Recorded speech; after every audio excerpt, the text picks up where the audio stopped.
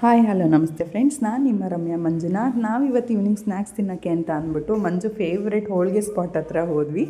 ಈ ಪ್ಲೇಸ್ ಬಂದುಬಿಟ್ಟು ಕೋಟೆ ಮೇನ್ ರೋಡು, ಉತ್ತರಾದಿ ಮಠ್ ಕಾಂಪ್ಲೆಕ್ಸು. ಹೋಳಿಗೆ ಸೆಂಟರ್ ನೇಮ್ ಬಂದು ಶ್ರೀ ರಾಘವೇಂದ್ರ ಸ್ವಾಮಿ ಹೋಳಿಗೆ ಸೆಂಟರ್ ಅಂತ. ಇಲ್ಲಂತೂ ಕಾಯಿ ಹೋಳಿಗೆ ಅವೈಲೇಬಲ್ ಇದೆ, ತುಂಬ ಚೆನ್ನಾಗಿರುತ್ತೆ. ಮಂಜುಗೆ ತುಂಬ ಇಷ್ಟ.